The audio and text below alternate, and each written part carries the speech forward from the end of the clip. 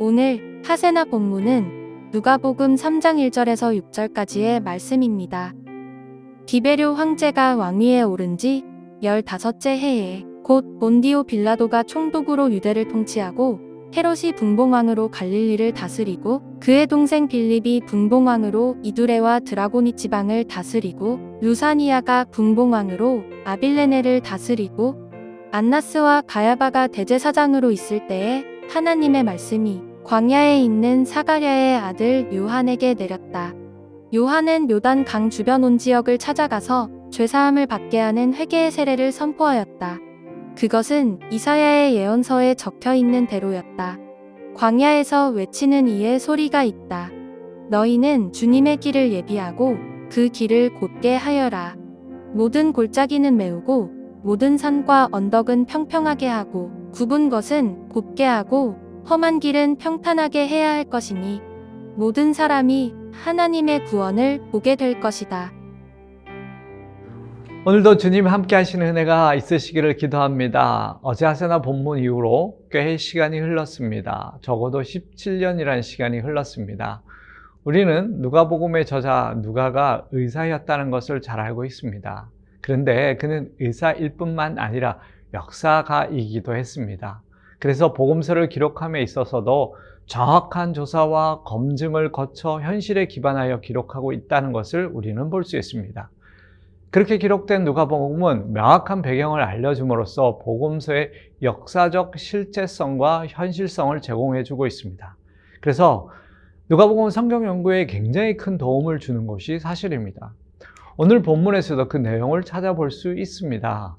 누가는 복음서를 기록하면서 예수님의 어린 시절의 내용을 맺고 이제 시간이 흘러 예수님의 공생애가 시작되는 새로운 내용을 시작하면서 시간적 배경과 역사적 배경을 서술하고 있습니다.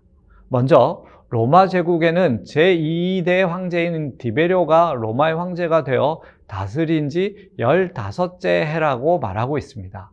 그리고 누가는 지역적 배경이 되는 이스라엘은 세 등분이 되어 각각의 통치자가 다스리고 있었다라고 기록하고 있습니다. 유대와 사마리아는 로마의 총독인 본디오 빌라도가 다스리고 있었고 또 갈릴리와 베레아 지역은 헤롯이 다스리고 있었고 그리고 갈릴리 북동 지역인 이두레와 드라코니 지방은 헤롯의 이복 동생인 빌립 2세가 다스리고 있었다라고 말하고 있습니다. 그리고 누가는 종교적 배경도 기록했는데요. 예루살렘 성전에는 2명의 대제사장이 있었는데 안나스와 그의 사위인 가야바가 대제사장으로 있었다라고 말하고 있습니다. 그리고 누가는 그때 요한이 요단강 주변의 온 지역을 다니며 죄사함을 받게 하는 회개의 세례를 선포하며 주의 길을 예비하는 사역을 하고 있었다라고 말하고 있습니다. 누가복음의 이러한 내용은 그 당시 성경의 중요한 시간적, 역사적 배경을 알 수 있게 해줍니다.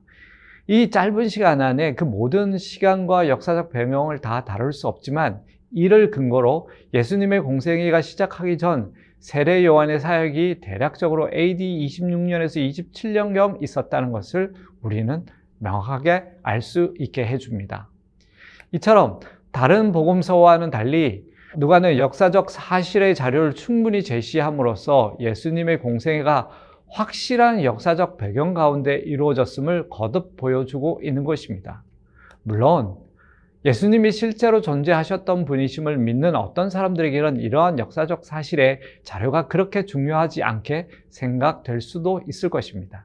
하지만 누가복음이 기록될 당시 실제로 예수님을 목격하고 경험한 사람들은 점점점 다 죽고 이제 얼마 남아있지 않은 상태였고 또 유대인이 아니라 이방인들 중에서 예수님을 알게 되었고 믿게 된 사람들에게는 예수님이 역사적 사실에 근거한 실제성은 너무나도 중요했다는 것입니다.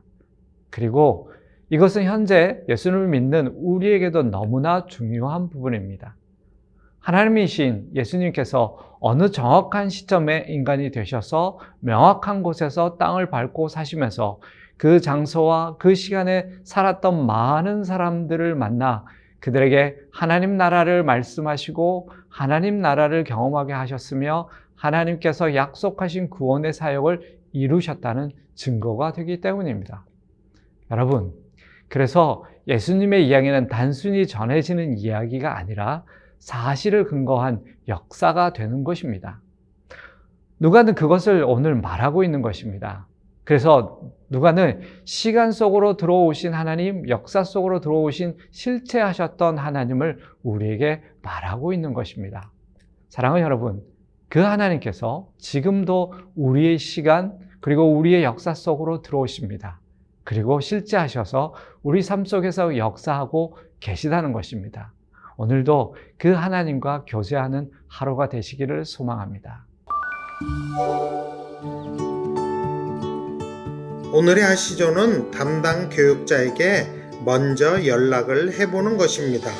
평소 교육자분들과 하고 싶었던 응원과 감사의 메시지를 오늘 시간을 내어 전달해 보면 어떨까요? 오늘의 하시조 함께 하시죠.